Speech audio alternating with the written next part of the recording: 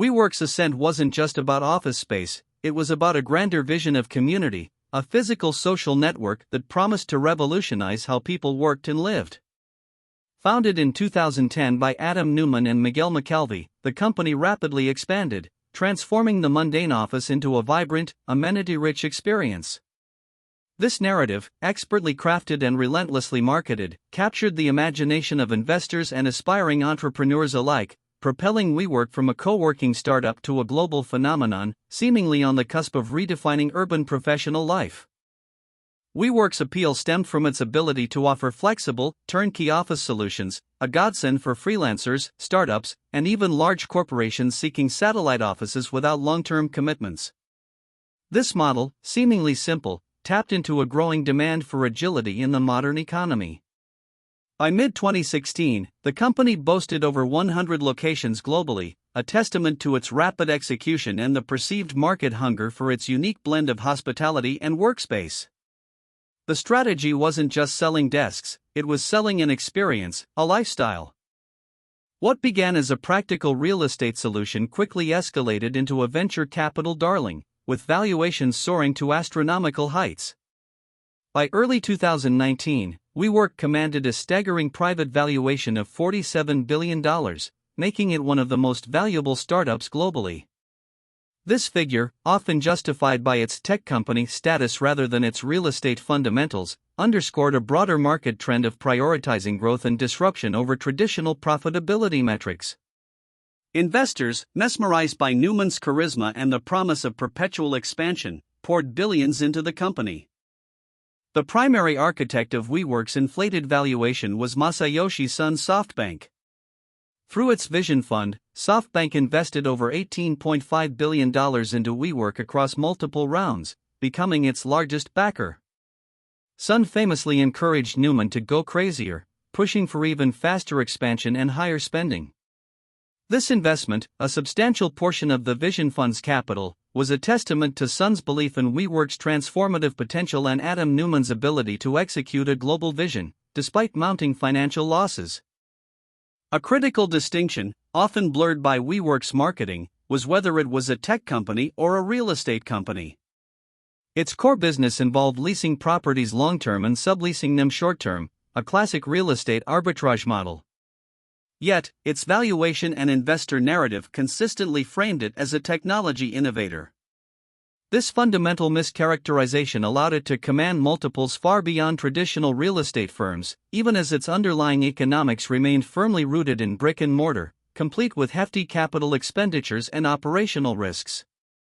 Despite its booming revenue, WeWork's operational model was a financial black hole. The cost of acquiring, building out, and maintaining its lavish spaces, coupled with aggressive global expansion, led to staggering losses. For the first quarter of 2019 alone, the company reported a net loss of $264 million. This colossal burn rate was sustainable only as long as investor capital flowed freely, creating a precarious dependency on continuous funding rounds to cover its substantial overheads and expansion efforts. Adam Neumann, WeWork's co-founder and CEO, was a figure of both inspiration and profound controversy. His charismatic personality and messianic vision captivated investors, but his leadership was characterized by extravagant spending, questionable governance, and a blurring of lines between his personal interests and the company's. Stories of private jets, lavish parties, and a proposed WeGrow school painted a picture of a leader whose ambition often overshadowed financial prudence and corporate responsibility. As WeWork geared up for its IPO, a litany of corporate governance red flags emerged. Neumann held disproportionate voting power, allowing him to control the company even with a minority stake. Furthermore, he owned properties that WeWork leased, raising severe conflict of interest concerns. These issues, alongside his personal brand deals and the company's rebranding, suggested a deeply problematic intertwining of CEO and corporation, alarming potential public investors who demanded transparency and accountability. The public offering, initially anticipated as a triumph, quickly turned into a crucible of scrutiny. WeWork's S-1 filing, a mandatory document for IPOs, laid bare its financial vulnerabilities, billions in losses, complex corporate structures, and Neumann's self-serving deals. Analysts and journalists dissected the prospectus, revealing the stark contrast between the company's visionary rhetoric and its unsustainable business model. The market, once enamored, grew deeply skeptical, pushing back against the lofty valuation and governance issues. The scrutiny proved fatal to WeWork's IPO ambitions.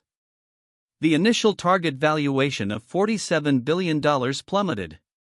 As investor confidence eroded, bankers frantically tried to salvage the offering by reducing the target to below $20 billion, then further to under $10 billion. The sheer scale of this re-evaluation, a drop of over 80% from its peak, was unprecedented for a company so close to going public, signaling a profound loss of faith in its financials and leadership. Ultimately, the IPO was pulled in September 2019, an admission of failure in the face of insurmountable market resistance. The fallout was immediate and severe. Adam Neumann was forced to step down as CEO, signaling the end of his controversial tenure. The board, influenced by major investors like SoftBank, moved to stabilize the company and restore investor confidence, a Herculean task given the reputational damage and financial turmoil. Despite being ousted amidst the company's financial crisis, Adam Neumann secured a controversial exit package valued at approximately $1.7 billion. This deal, primarily from SoftBank, included stock sales, a credit line, and a consulting fee, sparking outrage among employees and critics. It highlighted a stark disparity. While thousands of employees faced layoffs and lost equity value, the architect of the crisis walked away with immense wealth, raising ethical questions about corporate accountability and investor priorities. In the wake of Neumann's departure, WeWork embarked on a painful and extensive restructuring. The new leadership, spearheaded by Sandeep Mathrani and Marcelo Clore, from SoftBank, focused on divesting non-core businesses, cutting costs, and renegotiating leases.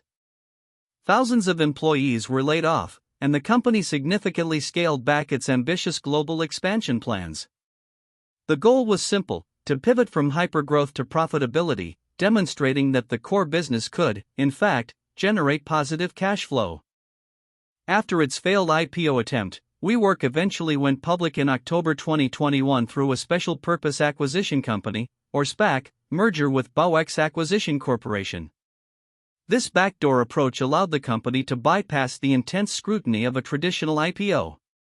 While it finally achieved public market listing, its valuation was a stark contrast to its previous heights, hovering around $9 billion, a shadow of the $47 billion peak. It was a humbling debut for a company that once promised to change the world. WeWork's journey on the public market has been tumultuous. Its stock price, after the SPAC merger, continued to decline sharply, reflecting persistent investor doubts about its long-term profitability and the viability of its business model in a post-pandemic world. From its initial SPAC listing price often hovering around $10 to $11 per share, it plunged to fractions of a dollar, eventually being delisted from the NYSE in 2023. The market rendered its final, brutal judgment on the once-celebrated unicorn. The COVID-19 pandemic delivered a crushing blow to WeWork's already fragile business model. The widespread adoption of remote work dramatically reduced demand for office space, particularly flexible ones. While some argue that flexible offices might see a resurgence, the immediate impact was devastating.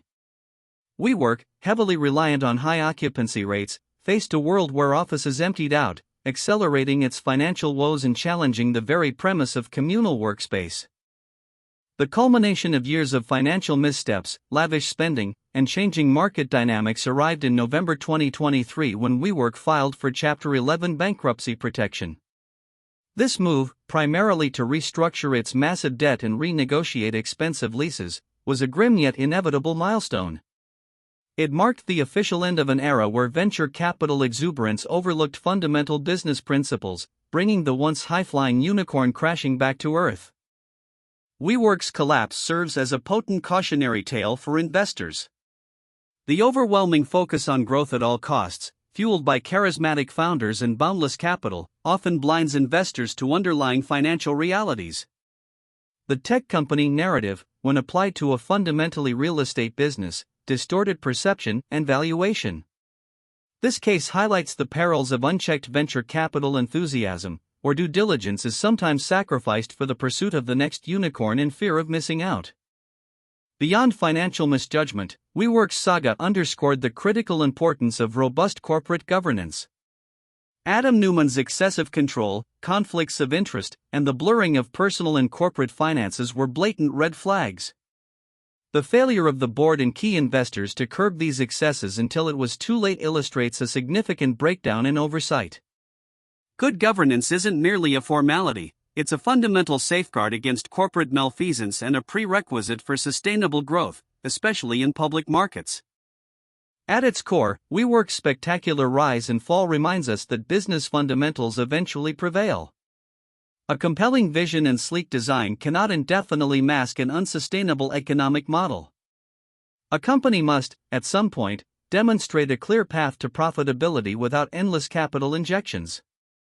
The demand for actual earnings, sensible unit economics, and a resilient business strategy ultimately determines long-term viability, a lesson that WeWork learned the hard way. WeWork's legacy is complex. It undeniably popularized flexible workspaces and shifted perceptions of office environments. Yet, it also stands as a monumental cautionary tale of venture capital excess, founder hubris, and a market willing to overlook glaring deficiencies in pursuit of the next disruptive narrative. Its journey from a $47 billion valuation to bankruptcy in just a few years will be studied for decades as a case study in how not to build and scale a company, especially when the lines between real estate and technology are intentionally blurred.